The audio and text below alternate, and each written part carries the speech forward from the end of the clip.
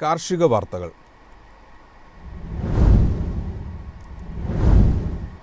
കുരുമുളക് വില ഉയർന്നതോടെ ബഹുരാഷ്ട്ര കമ്പനികൾ വിപണിയിൽ സജീവം. ഏലയ്ക്ക വരവ് ഉയർന്നു. റബ്ബർ വിപണിയിൽ ഷീറ്റ് സംഭരണം പുരോഗമിക്കുന്നു. മലബാർ കുരുമുളക് വില ഉയർന്ന വിവരം പുറത്തുവന്നതോടെ അമേരിക്കയിലെ ബഹുരാഷ്ട്ര കമ്പനികൾ അന്താരാഷ്ട്ര വിപണിയിൽ പിടിമുറുക്കി.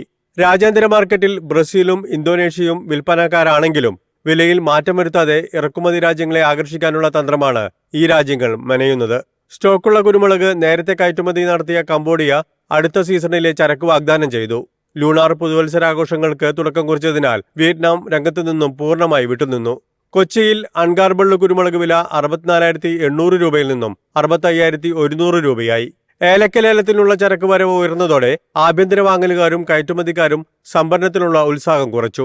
ശരാശരി ഇനങ്ങൾ കിലോ 2,924 രൂപയായി താഴ്ന്നു. മികച്ച ഇനങ്ങൾ കിലോ 3,235 രൂപയിലാണ്. മൊത്തം 65,180 കിലോ ഏലക്ക ലേലത്തിലെത്തിയതിൽ 58,191 കിലോയും വിറ്റഴിഞ്ഞു. അതേസമയം വരണ്ട കാലാവസ്ഥയിൽ ഏലം ഉൽപാദനം സ്തംഭിക്കുന്നതായാണ് പല ഭാഗങ്ങളിൽ നിന്നുള്ള വിവരം. പുതിയ സാഹചര്യത്തിൽ ഇറക്കുമതി രാജ്യങ്ങൾ ഉൽപ്പന്നത്തിൽ പിടിമുറുക്കാനിടയുണ്ട്. വരണ്ട കാലാവസ്ഥയിൽ റബ്ബർ ഉൽപാദനം ചുരുങ്ങിയെന്ന് വ്യക്തമായതോടെ ടയർ നിർമ്മാതാക്കളും ഇതര വ്യവസായികളും ഷീറ്റ് സംഭരണത്തിന് ഉത്സാഹം കാണിച്ചു. ഒരാഴ്ചയിലേറെയായി 19,000 രൂപയിൽ വിപണനം നടത്തിയിരുന്ന 4ാം ഗ്രേഡ് ഷീറ്റ് വില 19,100 കയറി. ഇതിനെ ചൂടുപിടിച്ച് ഉത്തരേന്ത്യൻ ചെറുകിട വ്യവസായികൾ ലാറ്റക്സ് വില 12,900 രൂപയായും ഉയർത്തി. രാജ്യാന്തര റബ്ബർ മാർക്കറ്റ് ഹോളിഡേ മൂഡിലാണ്. ന്യൂ ഇയർ ആഘോഷങ്ങളുടെ ഭാഗമായി ചൈനീസ് വ്യവസായികൾ രാജ്യാന്തര റബ്ബർ വിപണിയിൽ നിന്നും അകന്നത് അവധി വ്യാപാര രംഗത്തും മ്ലാനത പരത്തി. ഡോളറിന് മുന്നിൽ യെന്നിന്റെ മൂല്യം തളർന്നത് ഒരു വിഭാഗം നിക്ഷേപകരെ റബ്ബറിലേക്ക് അടുപ്പിച്ചു. മുഖ്യ കയറ്റുമതി മാർക്കറ്റായ ബാങ്കോക്കിൽ നിരക്ക് 21,045 രൂപയായി ഉയർന്നു. News desk MyFin TV. വില ഉയർന്നത് ഇന്ത്യയുടെ ഗോതമ്പ് സംഭരണത്തെ ബാധിക്കില്ലെന്ന് കേന്ദ്ര സർക്കാർ. വരും സീസണിൽ കൂടുതൽ ഗോതമ്പ് വിളവെടുപ്പുണ്ടാകുമെന്ന് വിലയിരുത്തൽ. നിലവിൽ വിപണിയിൽ ഗോതമ്പ് വില ഉയർന്ന നിലയിലാണെങ്കിലും റാബി മാർക്കറ്റിംഗ് സീസൺ ആരംഭിക്കുമ്പോൾ നല്ല സംഭരണം നടക്കുമെന്ന പ്രതീക്ഷയിലാണ് കേന്ദ്ര സർക്കാർ. 2023-24 വാങ്ങലുകളെ അടിസ്ഥാനമാക്കിയാണ് ഈ വിലയിരുത്തൽ. വിളവെടുപ്പ് ആരംഭിക്കുന്നതിന് തൊട്ടു മുൻപ് പണപ്പെരുപ്പം 17% ഉയർന്നിട്ടും മുൻ സീസണേക്കാൾ 40% കൂടുതലാണ് സംഭരണം. 2022-23 ഫുഡ് കോർപ്പറേഷൻ ഓഫ് ഇന്ത്യയും മറ്റ് ഏജൻസികളും നടത്തിയ സംഭരണം 188 ലക്ഷം ടണ്ണായിരുന്നു. 16 വർഷത്തെ ഏറ്റവും താഴ്ന്ന നിരക്കായിരുന്നു ഇത്. അടിസ്ഥാന താങ്ങുവിലയ്ക്ക് പുറമെ മധ്യപ്രദേശ്, രാജസ്ഥാൻ എന്നീ സംസ്ഥാനങ്ങൾ പ്രഖ്യാപിച്ച ബോണസ് വരും സീസണിൽ ഗോതമ്പ് വാങ്ങുന്നതിൽ മുന്നേറ്റം കാഴ്ചവെക്കുമെന്നാണ് ഉദ്യോഗസ്ഥർ സൂചിപ്പിക്കുന്നത്. കേന്ദ്ര ഭക്ഷ്യമന്ത്രി പ്രഹ്ലാദ് ജോഷി 5 പ്രധാന ഉൽപാദക സംസ്ഥാനങ്ങളായ ഉത്തർപ്രദേശ്, മധ്യപ്രദേശ്, ബീഹാർ, ഗുജറാത്ത്, രാജസ്ഥാൻ എന്നിവിടങ്ങളിലെ ഭക്ഷ്യമന്ത്രിമാരുമായി 2 തവണ ചർച്ചകൾ നടത്തിയിരുന്നു. ഗോതമ്പ് കൃഷി ചെയ്യുന്ന എല്ലാ സംസ്ഥാനങ്ങളിലെയും ഉദ്യോഗസ്ഥരുമായി കേന്ദ്ര ഭക്ഷ്യ സെക്രട്ടറി സഞ്ജീവ് ചോപ്ര അടുത്ത മാസം യോഗം ചേരുമെന്നും അധികൃതർ അറിയിച്ചു. News desk MyFin TV.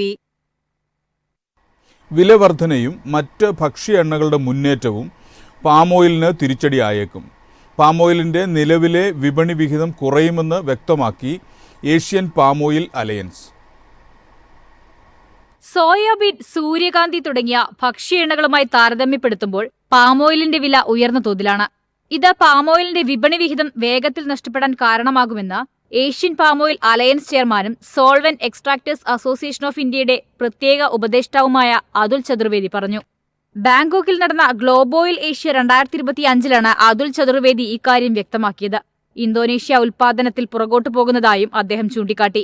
November-December മാസങ്ങളിലെ ഇന്ത്യയുടെ പാമോയിൽ ഇറക്കുമതിയിൽ വൻ ഇടിവുണ്ടായിട്ടുണ്ട്. മാത്രമല്ല, ജനുവരിയിലെ പാമോയിൽ ഇറക്കുമതിയിലും ഇടിവ് തുടരുമെന്ന സൂചനയാണ് അദ്ദേഹം മുന്നോട്ട് വച്ചത്. പാമോയിലിന്റെ വിപണി വിഹിതം കുറയുമ്പോൾ ഇത് പ്രധാനമായും ഉപയോഗപ്പെടുത്തുന്നത് സോയാബീൻ എണ്ണയാണ്. News desk MyFin TV. 12ാമത് ഖത്തർ അന്താരാഷ്ട്ര കാർഷിക പ്രദർശനമായ അഗ്രറ്റ് ഫെബ്രുവരി 4-ന് തുടങ്ങും. 29 രാജ്യങ്ങളും പ്രാദേശിക ഘടകങ്ങളും അന്താരാഷ്ട്ര കാർഷിക മേളയിൽ പങ്കെടുക്കും. ഖത്താറ കൾച്ചറൽ ഫൗണ്ടേഷനിലാണ് മേള നടക്കുക. പ്രധാനമന്ത്രിയും വിദേശകാര്യമന്ത്രിയുമായ Sheikh Mohammed bin Abdul Rahman bin Jassim അൽത്താനിയുടെ നേതൃത്വത്തിലാണ് പരിപാടി. 40,000 ചതുരശ്ര മീറ്റർ വിസ്തൃതിയിലൊരുക്കുന്ന പരിപാടിയിൽ 300-ലധികം പ്രാദേശിക, അന്തർദേശീയ പ്രദർശകർ പങ്കെടുക്കും.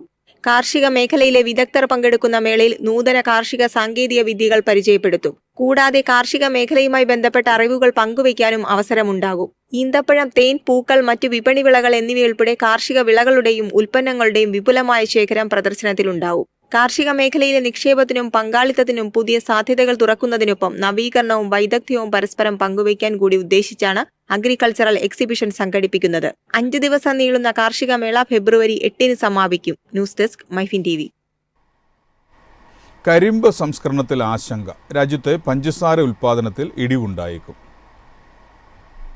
2024-25 വർഷത്തിൽ കരിമ്പ് സീസണിൽ മഹാരാഷ്ട്രയിലും കർണാടകയിലും സംസ്കരണത്തിനാവശ്യമായ കരിമ്പ് ലഭിക്കാത്തതിനാൽ നേരത്തെ വിളവെടുപ്പ് അവസാനിക്കാൻ സാധ്യത.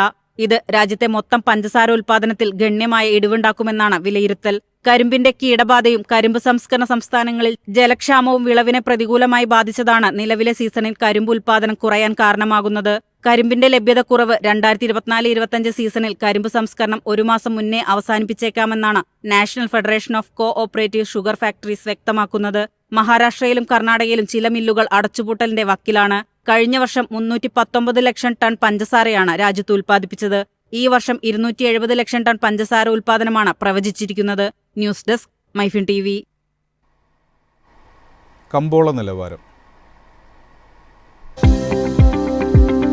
ഇന്നത്തെ കമ്പോള നിലവാരം: RSS 4 191, RSS 5 187, ലാറ്റക്സ് 137, ജാതിക്ക 370, ജാതിപത്രി 2100 മുതൽ 2300 വരെ, ഗ്രാമ്പൂ 900, അടയ്ക്ക 250, കാപ്പിക്കുരു 245, കൊക്കോ പരിപ്പ് 640, കുരുമുളക് ഗാർബിൾ 67,100, കുരുമുളക് അൺഗാർബിൾ 65,100, ഏലക്ക 2,900 മുതൽ 3,000 വരെ, വെളിച്ചെണ്ണ 22,500, കൊപ്ര 17,300, ചുക്ക് 32,500.